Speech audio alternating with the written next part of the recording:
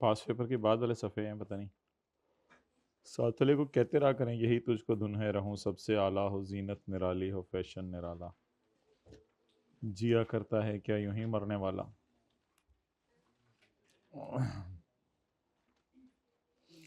कुछ भी नहीं है ना भाई, इंसान अच्छा भला होता है, जब बीमार होता है तो उसको पता चलता है।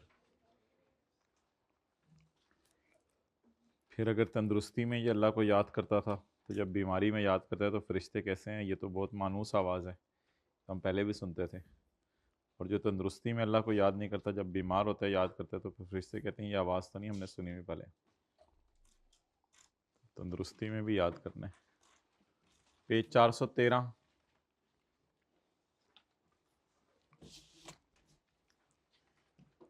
फराज ने सीए कर लिया। खाला रशीदा का बेटा, वो बच्चों में गुल्ली डंडा नहीं खेलता होता था पिछली गली में, and employed as finance manager of Gladiator limited. Page number 413। He has recently return after a long medical leave. सुबह वाले सवाल में भी यही मसला था उस बंदे के साथ कोई। ही has recently return after a long medical leave. अल्हम्दुलिल्लाह बिस्तरे मर्ग से वापस आया और अल्लाह ने इसको नई ज़िंदगी दी।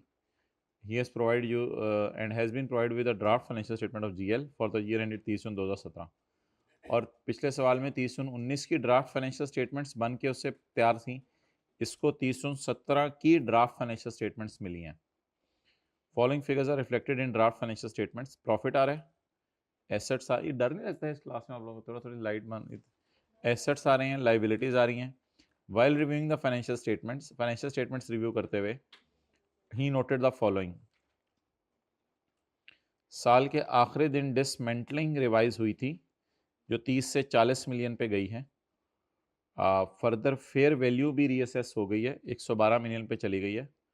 Net of dismantling, no accounting entries have been made in respect of increase in dismantling liability and revaluation of plant. तो ये दोनों एंट्रीज नहीं हुई। तो ऐसा कभी भी सिनेरियो आ जाए तो आप लोग लिख लें, फर्स्ट नंबर पे आपने प्रोविजन रिवाइज करनी है, और सेकेंडली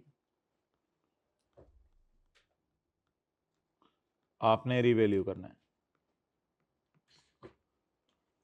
तो रीवैल्यू आपने बाद में करना है।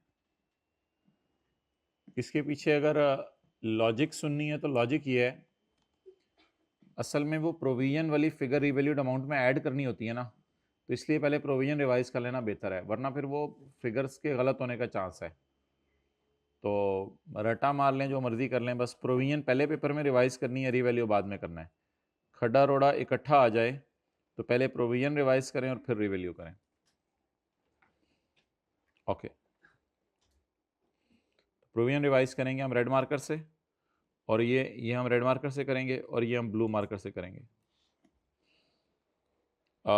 No accounting entries have been made in respect of dismantling liability and revaluation of plant. चलो अब प्लांट की कहानी भी सुना दो हमें तुम, कि प्लांट की कहानी क्या है।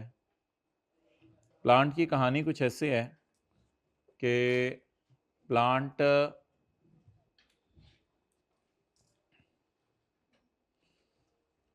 Had a useful life of 5 years।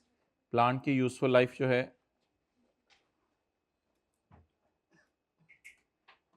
5 साल है। जब ये खरीदा गया था 1 जुलाई 15 को, 2 साल पहले।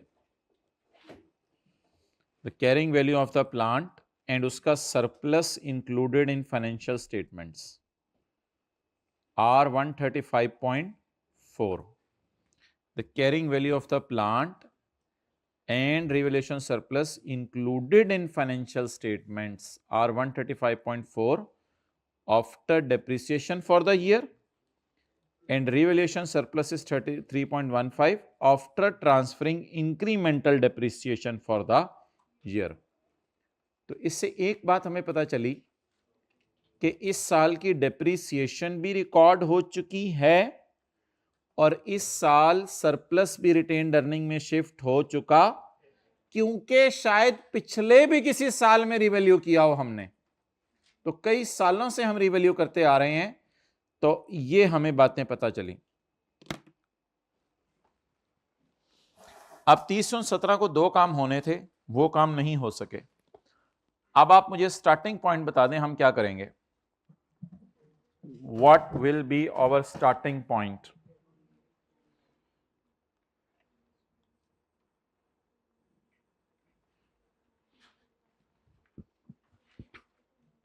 जी बताएं,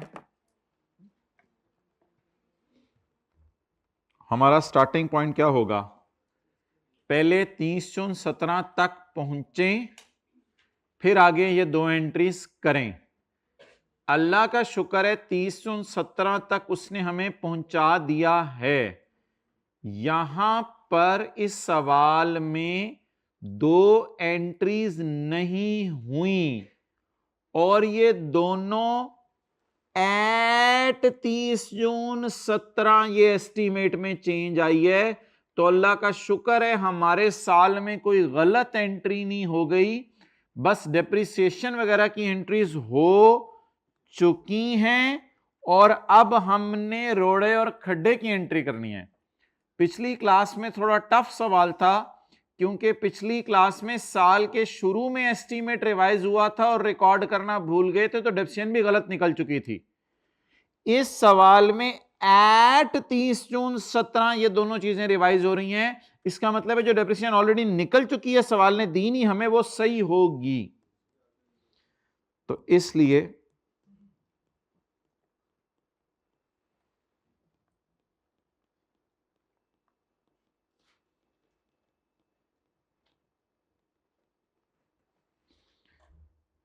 यकम जुलाई 15 को हमने एसेट खरीदा है, कॉस्ट वगैरह का डेटा अवेलेबल नहीं है।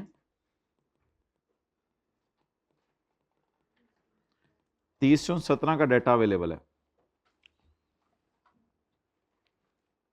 The carrying value of the plant included in financial statements, financial statement वही ना 30/17 वाली, included in financial statements are 135 अल्लाह का शुक्र है इस साल की डेप्रिसिएशन यहां रिकॉर्ड हो चुकी है, डेप्रिसिएशन वगैरह रिकॉर्ड हो चुकी है।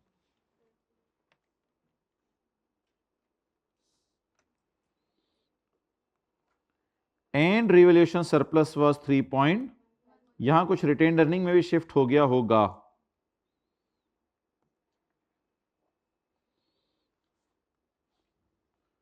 अच्छा, एक चीज उसने हमें नहीं दी कि 30/17 पर प्रोविजन का बैलेंस कितना था, तो ये फिर हम निकाल लेते हैं। कितने लोग कह रहे हैं 30 पे निकालें और कितने कह रहे हैं 40 पे निकालें? 30 पे निकालें या 40 पे निकालें? अभी तो मैंने रेड या ब्लू मार्कर पकड़ा ही नहीं, अभी तो इसको किस पे निकालें? क्योंकि 30/17 पे पहले पहुंचना है, पहुंच के आगे चलना है ना। तो पुराना एस्टीमेट क्या है? 30 इंटू 08, मैंने छुपाया हुआ, आपको नजर आ रहा है डिस्काउंट रेट अपनी किताब में। अब थोड़ा सा जरा तसल्ली से सोचें, टोटल लाइफ कितनी है? कितने साल हो गए? 2। रह कितने गए? 3 रेज टू पावर माइनस, हाँ जी। चलें, अब आप पहले प्रोविजन रिवाइज कर दें फिर रिवैल्यू कर दें, सवाल खत्म कर लें। पहले प्रोविजन रिवाइज कर लें फिर रिवैल्यू कर लें।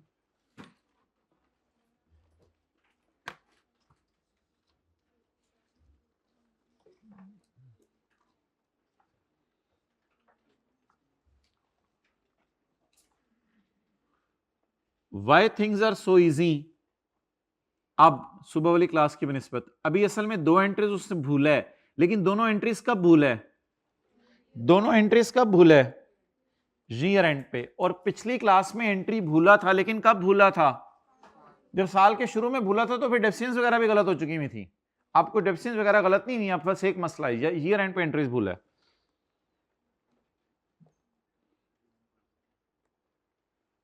अच्छा, जो लोग लेट आए हैं, मैंने कहा अगर सेम डेट पे एस्टीमेट चेंज हो और सेम डेट पे रिवैल्यू हो, तो पहले प्रोविजन को रिवाइज करें, बाद में फिर रिवैल्यू करें। यानी पहले ब्लू मार्कर पहले रेड मार्कर यूज कर लें प्रोविजन रिवाइज करने के लिए, फिर ब्लू मार्कर।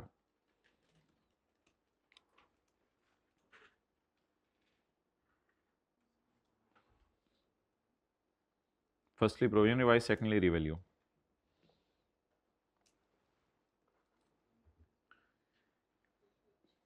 चलें जी, no entries have been made for dismantling and for revaluation.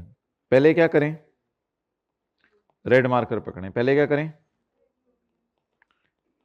30/17 क्या लिखूं,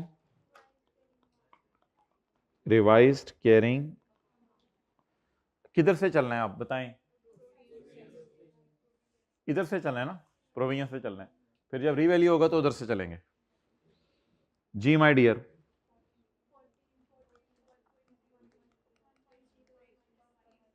-3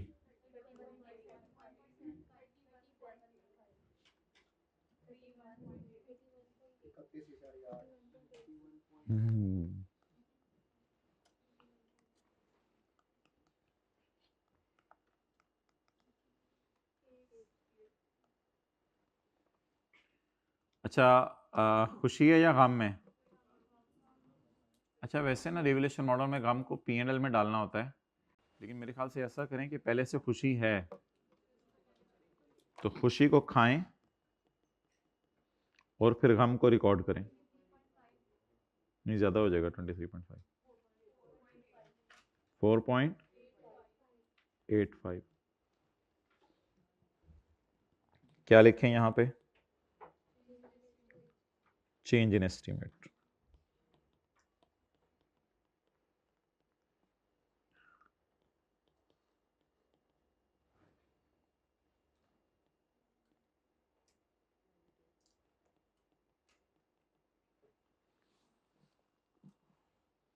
अब रिवैल्यू कर दें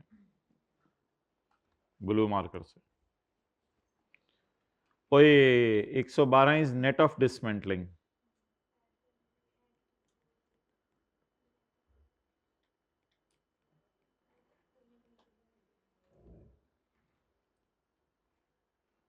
जी +30, ये फायदा होता है पहले प्रोविजन निकालने का।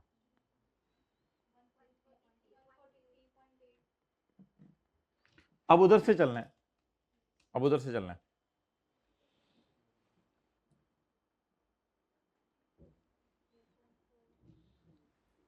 अच्छा, देख लें, पता नहीं खुशी आ रही है गम, खुशी आ रही है, 8 की जान ले लो। खुशी की वजह से कहाँ डालते हैं, OCI में डालते हैं इस मॉडल में, लेकिन अगर पहले से तो गम को क्या करें, और फिर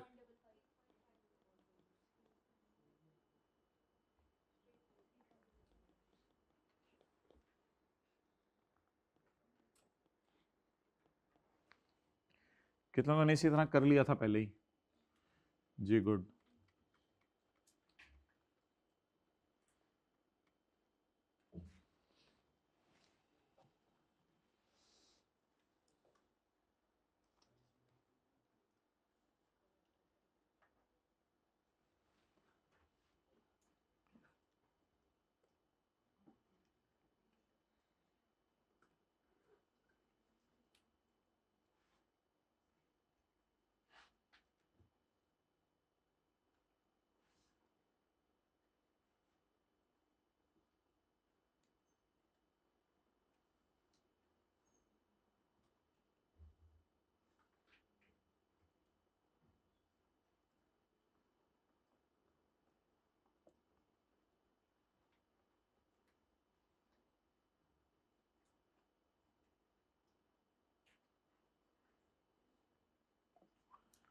छोड़ें ये सवाल, अब सवाल होते रहते हैं, मुझे बताएं कि ये पता कैसे चलेगा कि ये सारा करना है।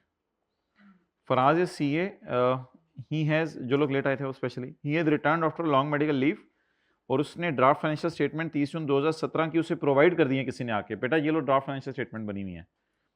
Following figures are reflected, profit before tax, assets and liabilities, और while reviewing the financial statements उसने ये नोट किया कि 30/17 को सनी साल के आखिरी दिन एट लिखा हुआ ना, ये एट सवाल में मेन चीज थी बस। ये पिछले सवाल में एट स्टार्ट ऑफ 19 लिखा हुआ था। At 30/17 dismantling was revised and fair value was calculated, however no accounting entries have been made for both. तो फिर सवाल ने आगे क्लियरली बता दिया कि कैरिंग वैल्यूज मैं आपको दे देता हूँ, कॉस्ट में नहीं दे रहा इस सवाल में। कहता है खेलूंगा आप खुद से, कॉस्ट नहीं दे रहा मैं, कहते कैरिंग वैल्यूज वगैरह दे देता हूँ और वो डिडक्शन के बाद हैं। वो ठीक है, फिर डिडक्शन निकली भी है इस साल की, और इस साल की जो है वो सरप्लस रिटेन्ड अर्निंग में भी शिफ्ट हुआ हुआ है। अब एंट्रीज, अब ओरिजिनल रॉन्ग के चक्कर में पढ़ने की जरूरत नहीं है।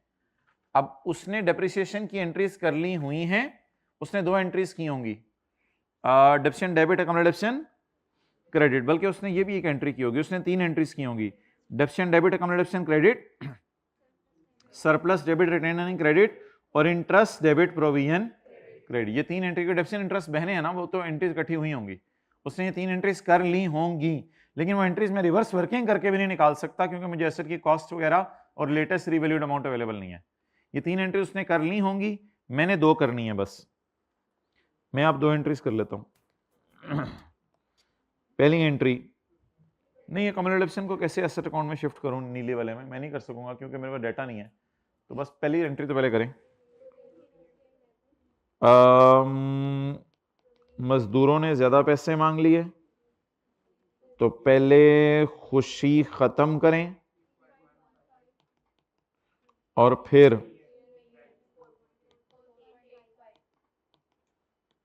दूसरी एंट्री, एसेट महंगा हो गया, एसेट डेबिट सरप्लस इन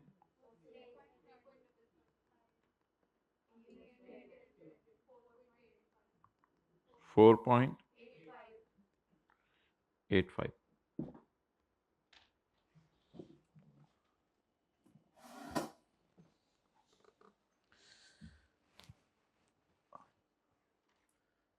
अच्छा, पिछली क्लास में सवाल था चेंज बताएं, इस पिछली क्लास में सवाल था चेंज बताएं, इस क्लास में सवाल है कि रिवाइज्ड फिगर्स निकालें। अगर इस सवाल में भी चेंज पूछता तो चेंज ऐसे थी, इसमें तो कुछ है ही नहीं पंगा। Increase provision by 8, increase asset by 8.4, increase expenses by 0, increase expenses by 0 and increase revaluation surplus by 0. तो ये चेंज थी, लेकिन चेंज नहीं पूछ रहा इस सवाल में, ये रेक्टिफाइंग एंट्रीज हैं। असल में ये ओरिजिनल में दोनों होनी थी, नहीं हुई, ये एज इट इज रेक्टिफाइंग है। वो रिवाइज पता नहीं रिक्वायरमेंट छुपी हुई है नीचे, वो रिवाइज्ड फिगर्स मांग रहा है, गलत फिगर्स देके, प्रॉफिट एसेट्स और लायबिलिटीज। सवाल में बता दें कितनी फिगर्स हैं, प्रॉफिट एसेट्स और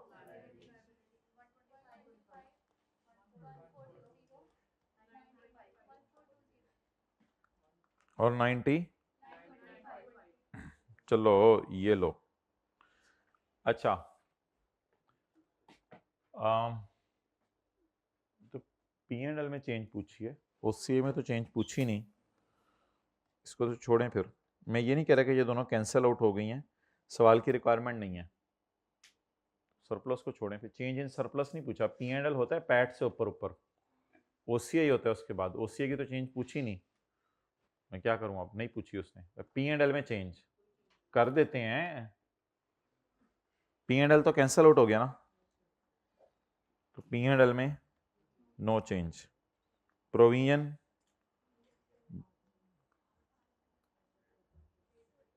बस, तो रिवाइज फिगर्स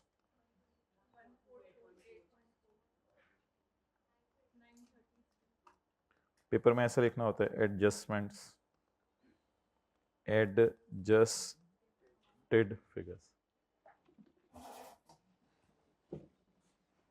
ये जो मैं ग्रीन से हाईलाइट कर रहा हूं, ये हमारे सवाल की रिक्वायरमेंट है।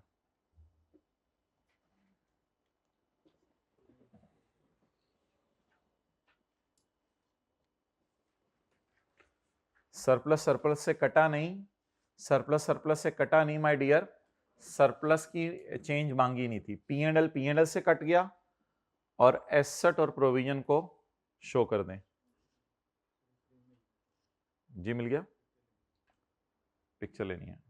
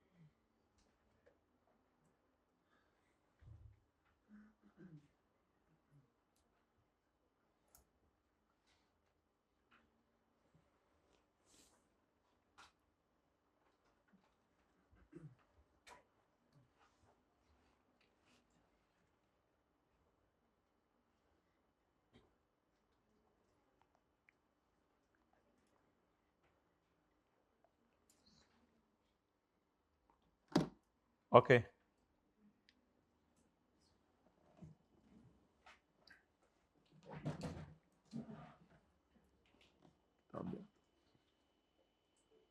सवाल एक दो दोबारा पढ़ लें, सवाल एक दो दोबारा पढ़ लें।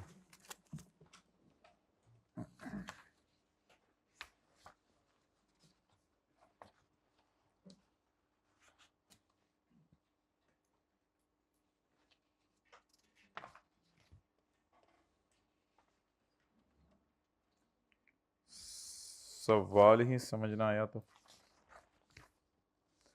जवाब की प्लानिंग कैसे होगी?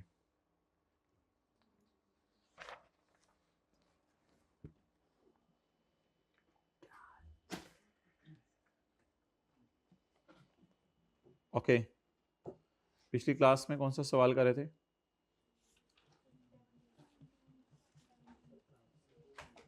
सेवनटीन।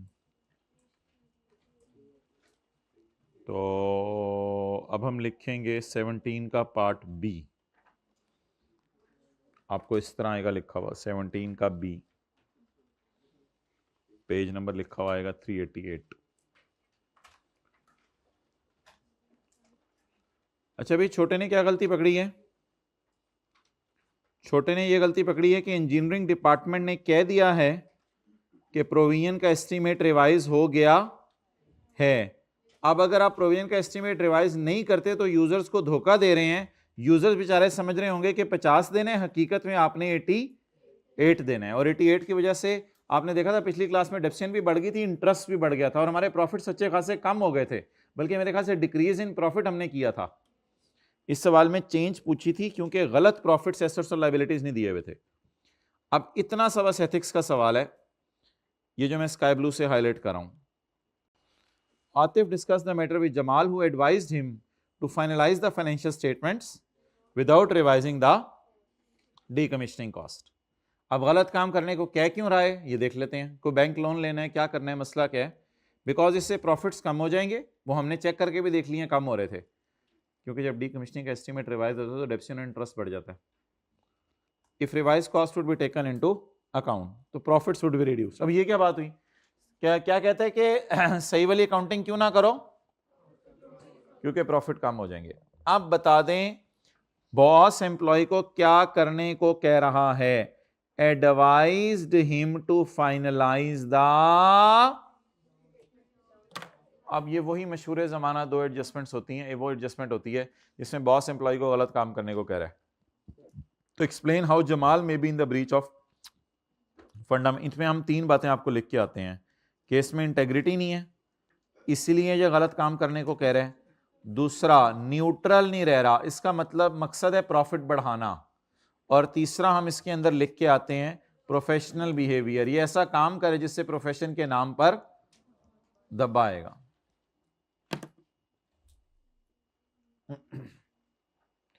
आई कैप ने सोल्यूशन में शायद पता नहीं एक नहीं लिखा हुआ, लेकिन उसूली तौर पे अब हमेशा अगर आई कैप ये तीनों लिखते हैं तो तीनों ही लिखने चाहिए। प्रोफेशनल बिहेवियर,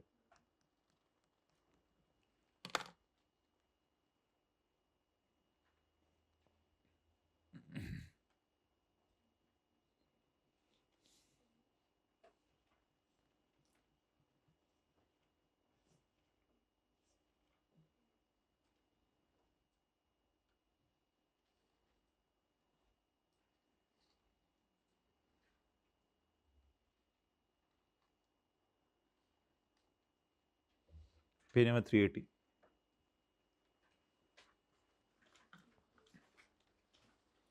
पता नहीं ये कौन सा पास्ट पेपर है। अच्छा जी, क्वेश्चन 3।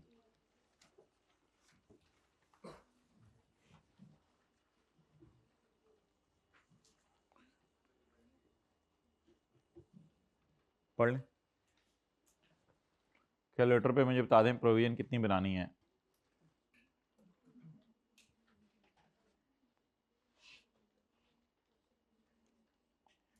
हाथ खड़ा करके जल्दी से बता दें।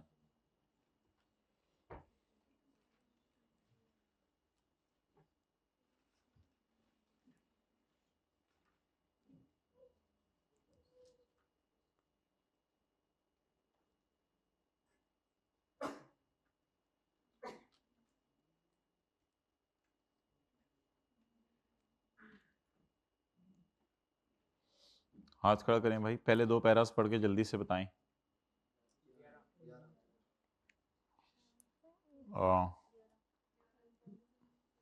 वेल डन, आगे चलें। रिसीवेबल बुक करना है या नहीं करना, और करना है तो कितना करना है।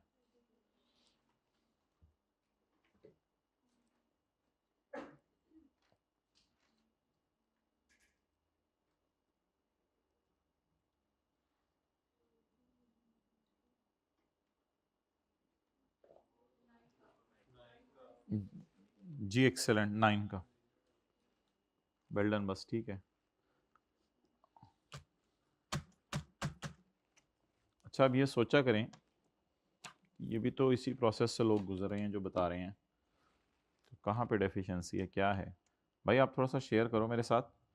आप क्या करते हो घर में जाके, ज़रा कोई पढ़ लेते हो एक दफ़ा सारी एडजस्टमेंट्स को जो आपने इतनी जल्दी जल्दी बताया। हाँ, अच्छे तरीके से पढ़ते हो घर में जाके। यार तो तुझे लाज ही रख लिया कर। चलो, सच बोला है तूने, ठीक है। नहीं पढ़ने वालों का ये हाल है तो पढ़ने वालों का क्या होगा।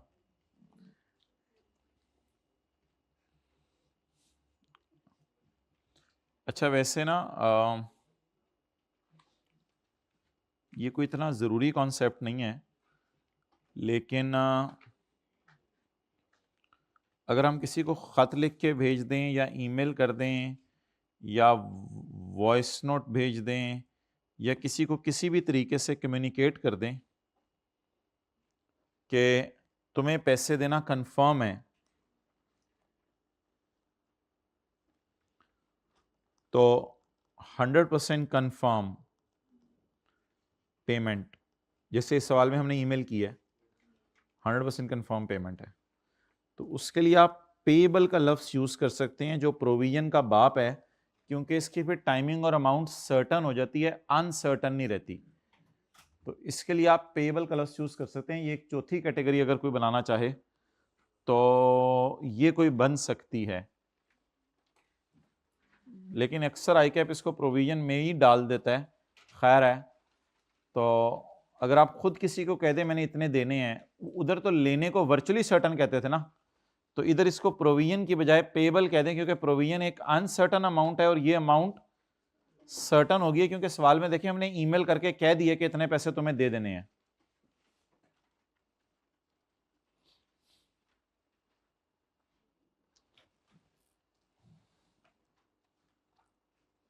हंड्रेड % कंफर्म कब होगी? Communicated by us. हम अगले को कह दें यार मैं इतने दे देता हूं, चलो बात खत्म करो, कम्युनिकेटेड बाय अस। अगर हम अगले को कम्युनिकेट कर दें,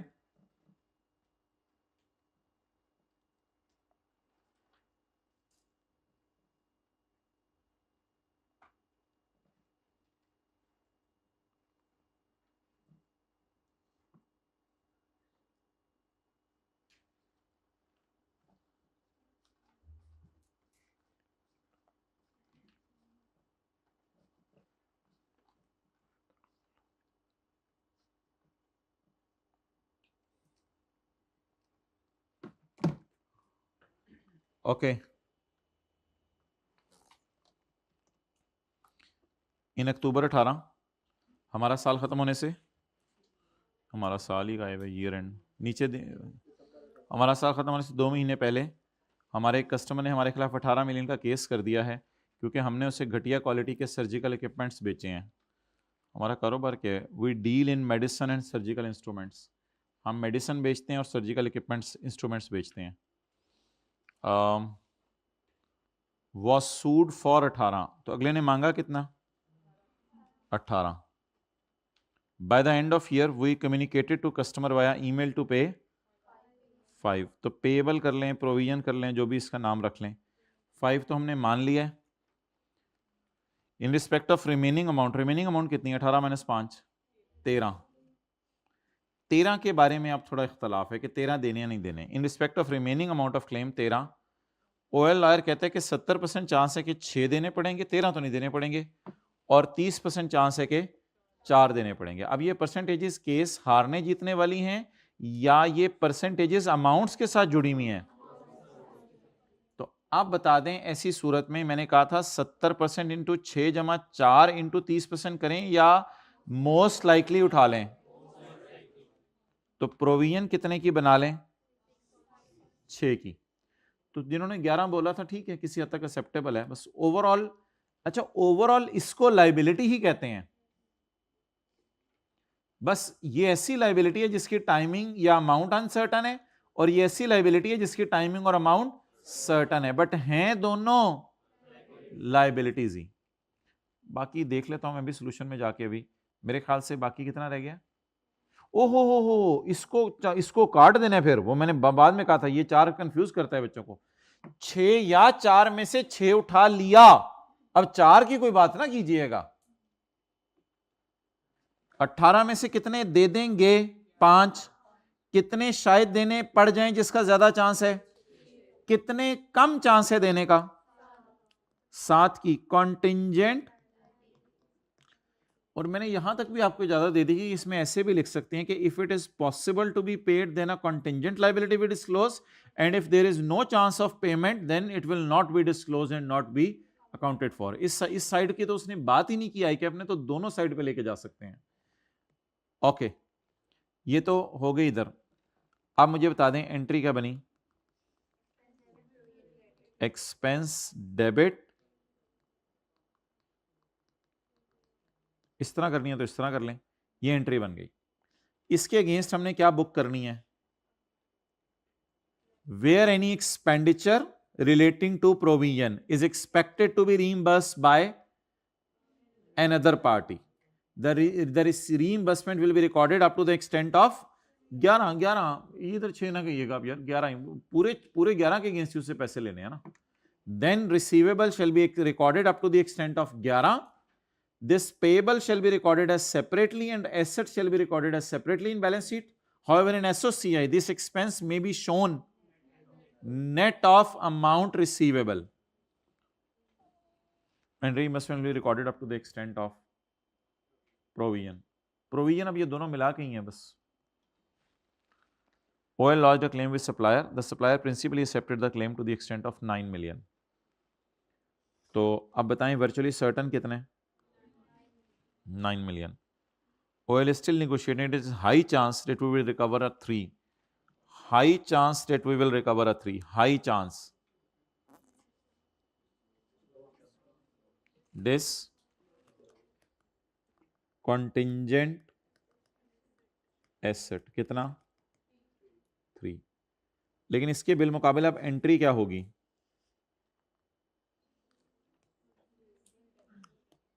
रिसीवेबल डेबिट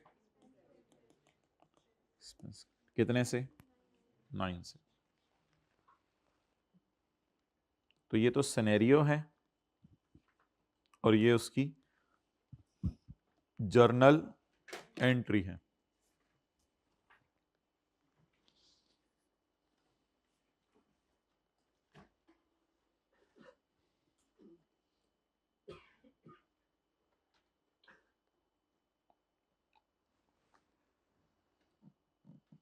अच्छा, हमने किसके खिलाफ केस कर दिया है? कस्टमर ने हमारे खिलाफ किया, हमने सप्लायर के खिलाफ। ओएल कौन है? हम। इधर हमारा और इधर हमारा सप्लायर। ओके, लिखें, we have communicated that we will pay rupees 5 million, so a payable of rupees 5 million will be recognized. नहीं IAS 10 तो इसमें कहीं नहीं लगेगा। कोई अगले साल की डेट डली हुई है? मुझे तो नहीं नजर आ रही भाई। IAS 10 जरूर लगाया करेंगे इंशाल्लाह हम। IAS 10 में पता है कब लगाता? इधर देखें, इधर देखें, OL lodged, इधर OL lodged a claim with supplier in जनवरी 2018। फिर मैं IAS 10 लगा के कहता, मैं कहता ये वही वाला फड्डा चल रहा है, इसलिए ये एडजस्टिंग इवेंट है। IAS 10 सिर्फ तब लगाना है जब डेट हमारे साल से आगे की कोई लिखी हो। तो हमारे साल से आगे की डेट ही नहीं लिखी हुई, तो फिर IAS 10 लगाने की जरूरत ही नहीं है। IAS 10 जरूर लगाया करेंगे, लेकिन फिलहाल नहीं जी। We have communicated that we will pay rupees 5 million, so a payable will be recognized in year ended 2018।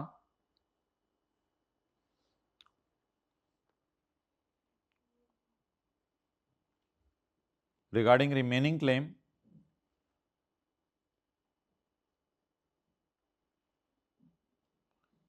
there is a present obligation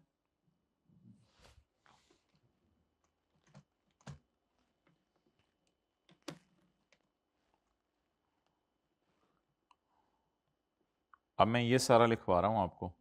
regarding remaining claim there is a present obligation due to a past event, that is supply of substandard surgical equipments.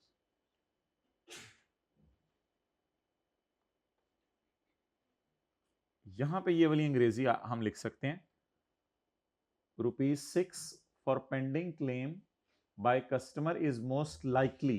यहां पे ये most likely वाला लफ्ज हम लिख सकते हैं, ₹6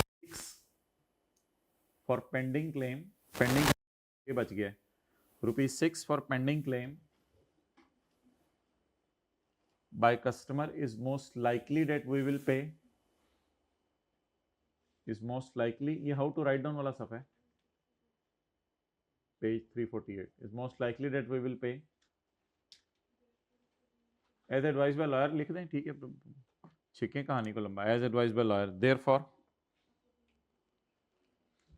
provision should be recognized for ₹6 million।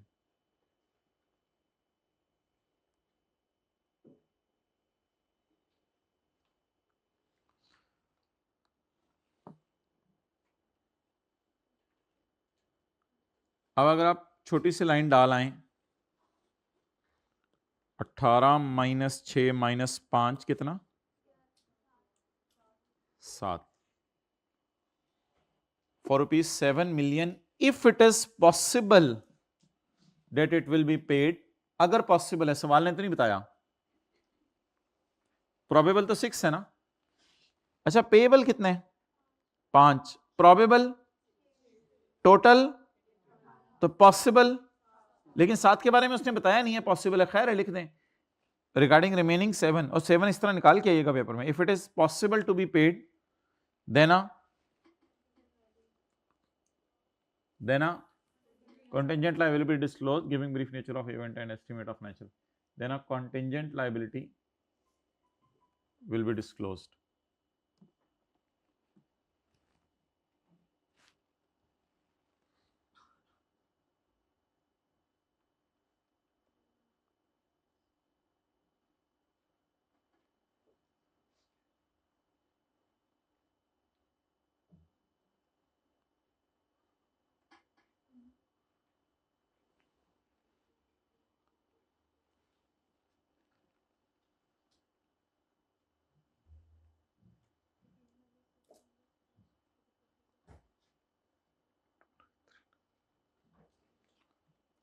Okay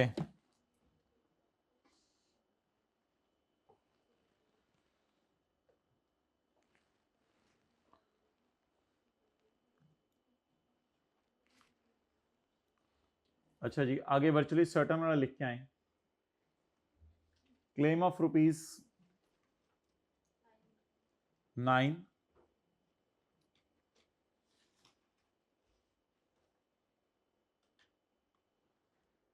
is accepted by supplier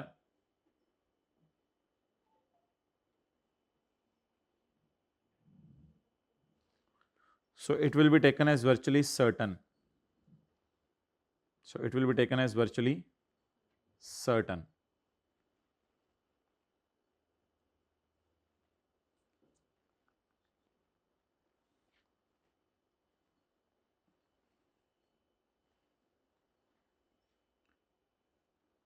अच्छा, इस अगली लाइन लिख दें, लेकिन अगली लाइन में ज़रा ध्यान रखिएगा लिखते हुए कि अगली लाइन में रिकॉर्ड उतना करना है जितनी प्रोविजन है।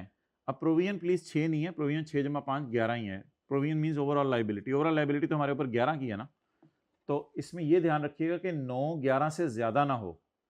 तो अगर आपने अब असल में ना रीइंबर्समेंट भी साथ आ रही है, तो वर्चुअली सर्टन वाली लाइन लिख के therefore it will be recorded as an asset now, अभी लिख लें therefore it will be recorded as an asset now, इसको एज एन एसेट रिकॉर्ड कर लें।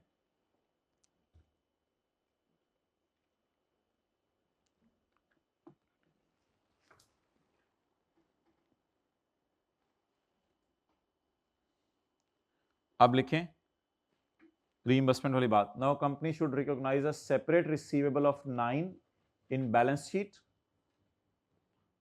Now company should record a separate receivable of 9 in balance sheet, however in SOCI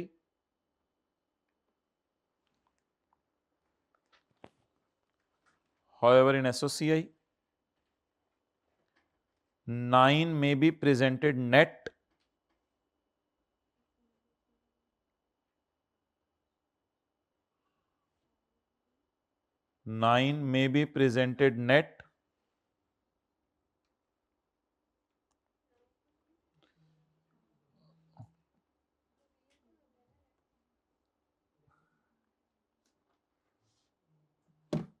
ठीक है, 11 को कर दें, 11 में बी प्रेजेंटेड नेट, 11 वो खर्चा है ना। However in SOCI 11 may be presented net of reimbursement of 9.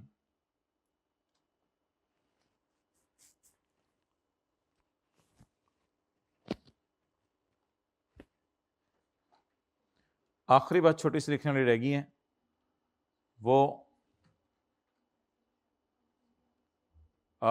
for ₹3 million a contingent asset will be disclosed.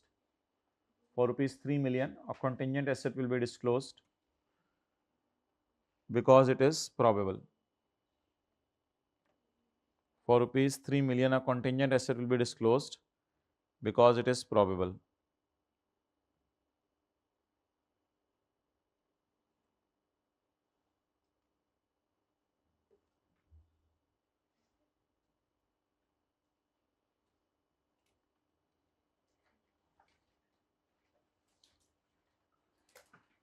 अच्छा जी, आई कैप का सोल्यूशन जरा मैं पढ़ने लगा हूं।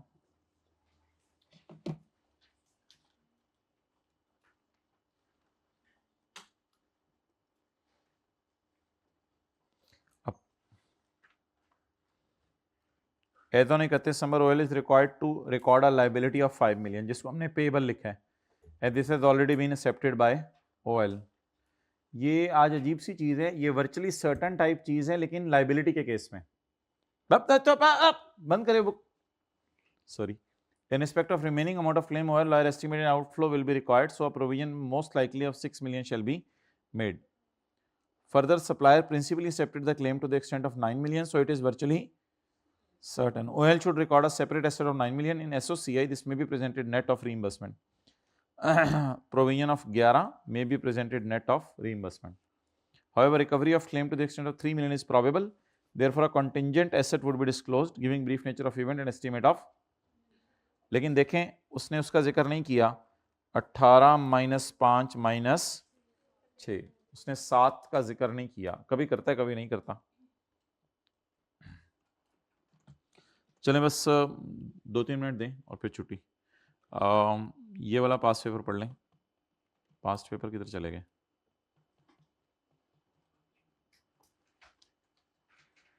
क्वेश्चन, अच्छा ये ना आपने जब रीइंबर्समेंट वगैरह आ जाए तो देखें पहले प्रोविजन को तो बताना है ना, और कंटिंजेंट लायबिलिटी का भी बताना है। ये बताने के बाद वर्चुअली सर्टन का यहां से थोड़ा सा बताना है, और फिर रीइंबर्समेंट वाली को 3-4 जो बातें हैं ना वो साथ बीच में करते हैं।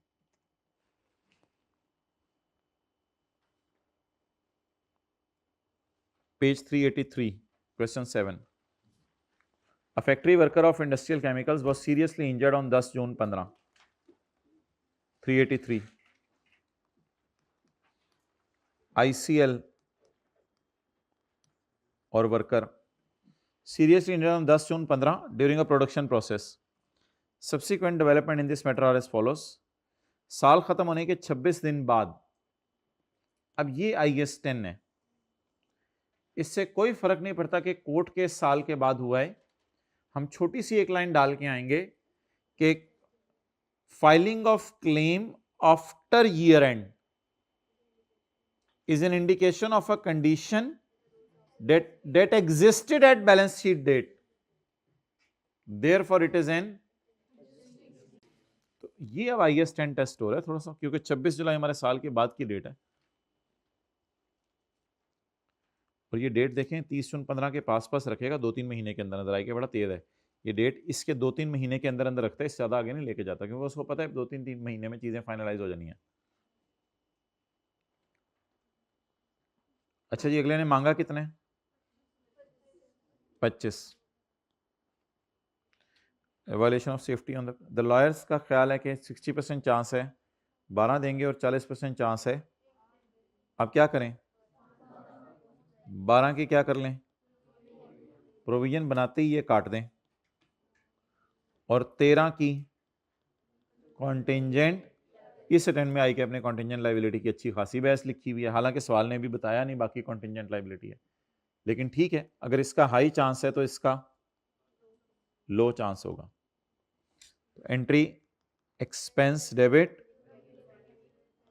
12 की, according to the terms of insurance policy. अब हम इंश्योरेंस कंपनी के पास गए, हमने 18 मिलियन का मुंह खोल के दावा किया,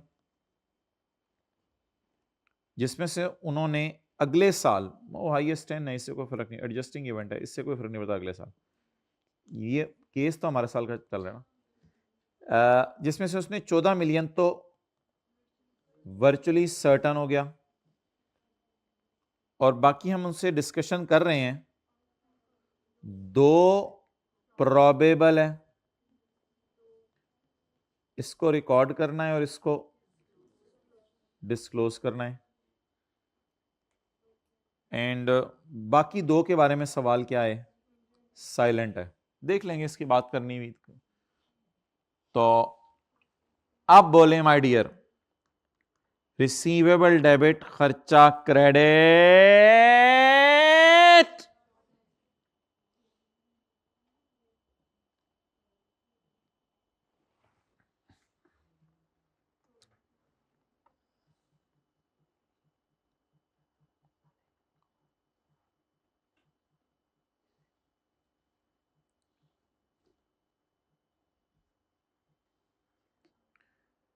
where some or all of the expenditure to settle a provision, where expenditure to settle a provision is expected to reimburse by another party, is expected to reimburse by another party,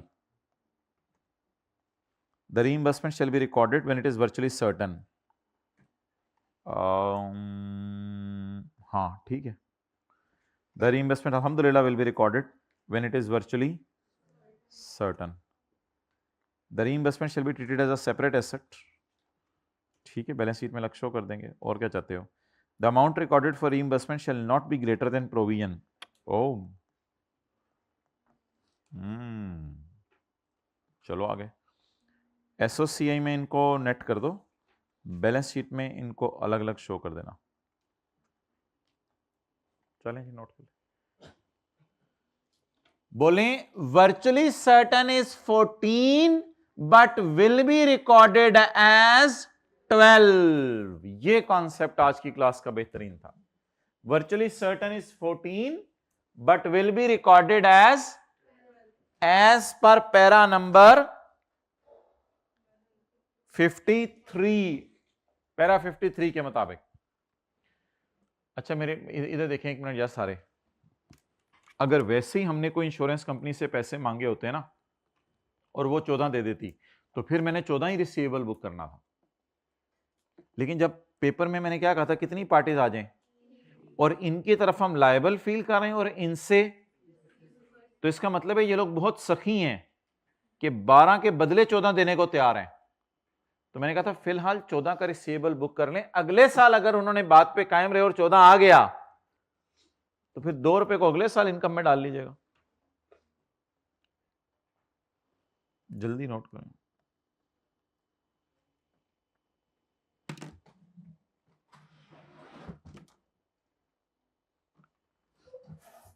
अच्छा जी,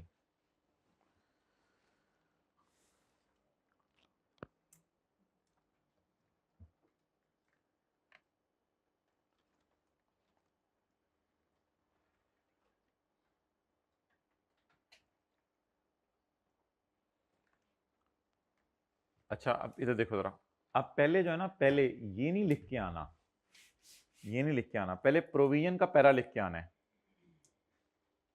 There is a present obligation in respect of a past event, which in this case is serious injury of employee, and the past event is this one, serious injury of employee. Therefore, a provision for most likely outcome of 12 million will be recognized in the financial statements as suggested by lawyer. Further, it is an adjusting event. Further, it is an, इतना सा भी लिखाएंगे तो काफी है। IAS 10 वाली पूरी अंग्रेजी ICAP नहीं लिख रहा, अगर पूरी अंग्रेजी लिख के आनी है, further it is an adjusting event because filing of case after year end relates to circumstances that existed at, पूरा भी लिखाएंगे तो सही है। ICAP IAS 37 के सवालों में जब IAS 10 डाल रहा है तो बस एक लाइन लिख के आ रहा है it is an adjusting event, लेकिन पूरी लाइन भी डाली जा सकती है। However, for remaining claim of 13 million, if there is a possibility of payment, so it will be disclosed as contingent liability, giving brief nature of event and estimate of financial effect.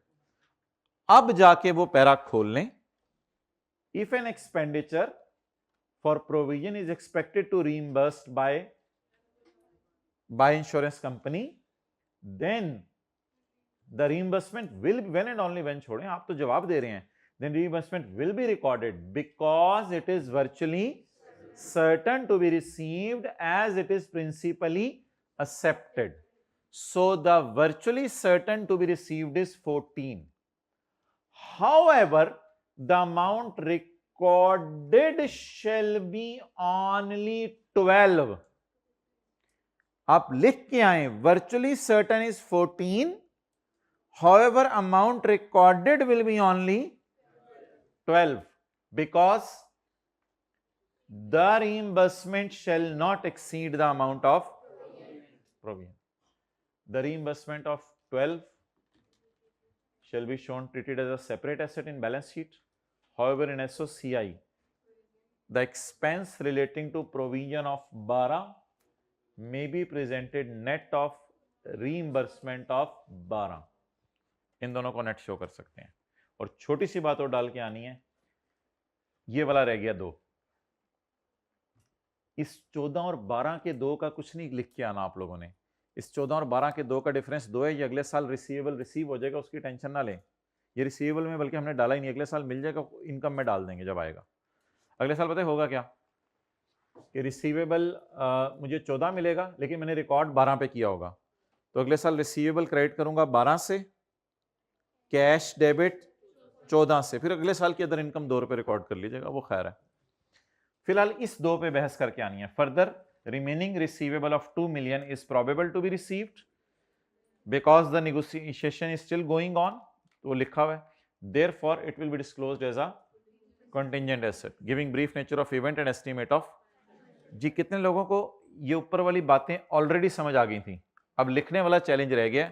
वो provision वाली अंग्रेजी पहले लिखी है हमने, फिर contingent liability वाली अंग्रेजी लिखी है, तीसरे नंबर पे ये वाली अंग्रेजी लिखी है, और चौथे नंबर पे ये छोटी सी चीज बच गई थी दो, इसके बारे में लिखना है। और अगर किसी के पास टाइम है तो इसके बारे में लिख के आना है कि इफ इट इज पॉसिबल और रिमोट, फिर भी कुछ भी नहीं करना, दोनों सूरतों में कुछ नहीं करना।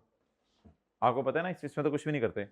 और इसका क्या करना है, ऑन रिप्रेजेंटेशन में लेबर यूनियन मैनेजमेंट सोच रही है कि 15 लाख रुपए इसको और भी दे दें, जो ऊपर हमने देने हैं इसके अलावा हम सोच रहे हैं इसको 15 लाख और दे दें, क्योंकि लेबर यूनियन वाले भी आ गए हैं, वो कह रहे हैं यार 15 लाख रुपए इसको और दे दो, कंसिडरिंग टू पे। तो इस पे वो लिख के आने हैं, वो नहीं लिखते होते थे,